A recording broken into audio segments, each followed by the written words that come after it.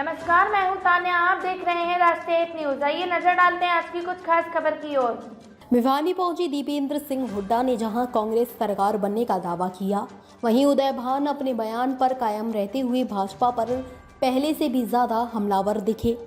पूर्व सीपीएस रामकिशन फौजी ने अपनी बेटी रवीना की शादी बड़ी ही धूमधाम से की।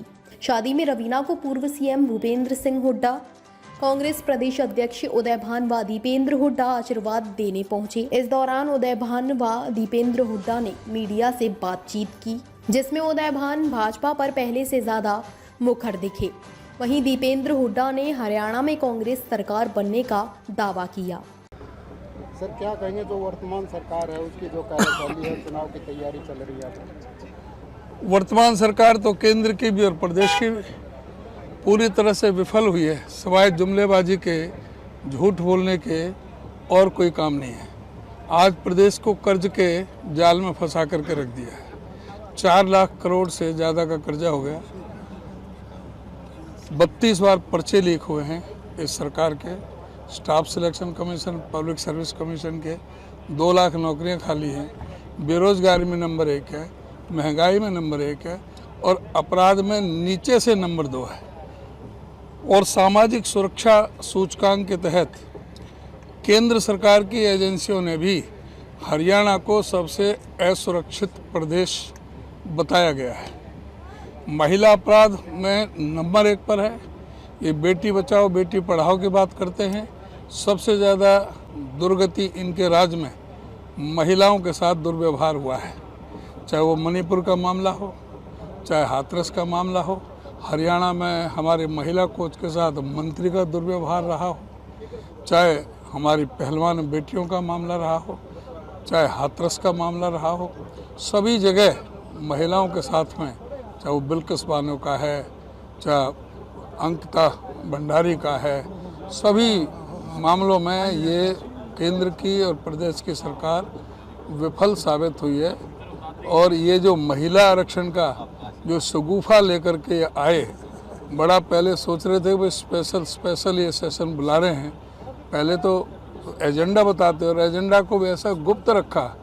एक दिन पहले तक भी शाम को मंत्रिमंडल की मीटिंग बुलाई, उसमें भी उसको बाहर नहीं आने दिया। और जब उन्होंने खोदा पहाड़ तो निकली चुहिया।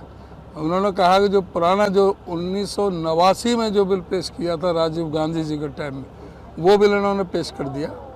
और इसमें किसी तरह का नहीं, अभी ये बिल पेश कर रहे हैं महिला आरक्षण के नाम से, लेकिन बिल अब पास कर रहे हैं, कह रहे हैं कि आरक्षण तो मैं कब होगा उसकी कोई डेट नहीं बताएंगे। 10 साल बाद हो, 15 साल बाद हो, कितने साल बाद हो।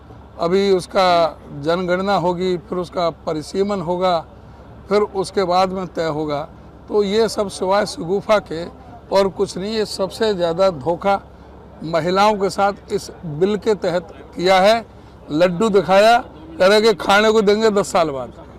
तो ये इस सरकार की ये नीति है। तो ये पूरी तरह से विफल सरकार। चलिए, अब चुनाव को लेकर जिस प्रकार से एक एमपी ने, बीजेपी के एमपी ने बड़ी संसद में इस प्रकार की बयानबाजी की है, क्या कहेंगे? इनकी जो कुत्सित मानसिकता का ये परिचायक है कि जिस तरह की भाषा संसद में और संसद सदस्य बोलता है, भड़ुआ कहता है, आतंकवादी कहता है, मुल्ला कहता है, कटुआ कहता है, उग्रवादी कहता है, ये शब्द हैं एक सांसद के। हमारे कितना अंतर्राष्ट्रीय स्तर पर सारे देश विदेश में देख रहे हैं कि हिंदुस्तान की पार्लियामेंट में क्या हो रहा है, किस तरह से जो नया भवन बनाया है उसका मुहूर्त किस तरह से हो रहा है।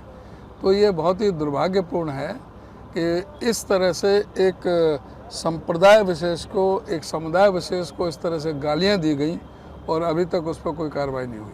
तो सर, कल आपका भी एक बयान आया था, बीजेपी सड़कों पर उतरी है, पुतले फूके जा रहे हैं, कहा जा रहा है। मैंने कोई बयान नहीं, वो अपने पापों को छुपाने के लिए इस तरह का बात कर रहे हैं। मैंने तो सच्चाई बात की थी। हमारे भाई देहात में आपके यहाँ भी कहते होंगे, भाई जो 50-52 साल से जो अपनी पत्नी को छोड़ रहेगा उसे रंडवा ना कहेंगे, उसे क्या कहेंगे? बताओ आप क्या कहते हैं? हमारे तो या तो जिसकी पत्नी डेथ हो जाती है या जो पत्नी को छोड़ देता है, तो 50 साल से छोड़ रखी है, तो रंडवा की तरह ज़िंदगी व्यतीत हो रही है। तो उसको हमारे तो रंडवा ही कहते हैं। तो उसमें मैंने कोई गलत बात नहीं की। रंडवा और पंडवा कोई हमारे तो ये आम भाषा है। सर बीजेपी कह रहे हैं कि आप माफ़ी मांगे, अगर गलती भी हो जाती है तो माफ़ी मांग ले। माफ़ी तो मांगना चाहिए पहले नरेंद्र मोदी जी को कि उन्होंने किस तरह से हमारी शीर्षस्थ नेता श्रीमती सोनिया गांधी को कांग्रेस की विधवा कहा था। क्या नरेंद्र मोदी जी ने माफ़ी मांगी? मैंने तो कहा ही नहीं कुछ भी। उन्होंने तो किस तरह से 50 करोड़ की गर्लफ्रेंड कहा शशि थरूर के, उसको किस तरह की भाषा इस्तेमाल करते हैं। इनके जो शीर्षस्थ जो नेता हैं वो पहले अपने आप को सुधार करें और पीछे किसी को नसीहत दें। हमने कोई गलत बयानी नहीं की है, जो सच्चाई थी वो हमने की है और हमारा कोई इरादा भी नहीं था। वो भी हमने कोई ना नाम लेके कहा ना कुछ कहा, हमने ऊपर नीचे कहा कि ऊपर हिंडवा नीचे पुंडवा, ये कोई ऐसी बात नहीं थी। नवजोत रवीना हमारी बेटी जो रामकिशन जी की जो सुपुत्री, उनके ब्याह शादी के कार्यक्रम में दोनों जो है बच्चों को आप बहुत बहुत आशीर्वाद देते हैं। पूरा इलाका बहुत, उनका घर भगवान ढेरों खुशियों से भर दे। आज ही इस कार्यक्रम का जो है आना था। बाकी जगमीर जी ज़्यादा लंबी बात नहीं करते हुए सीधी बात ये करते हुए कि हरियाणा में आज भिवानी और हिसार की विपक्ष आपके समक्ष रैलियों के बाद ये तय हो गया है कि हुड्डा साहब के नेतृत्व में कांग्रेस पार्टी विपक्ष ही नहीं अब विकल्प के रूप में लोग देख रहे हैं और आने वाला समय कांग्रेस का है। धन्यवाद।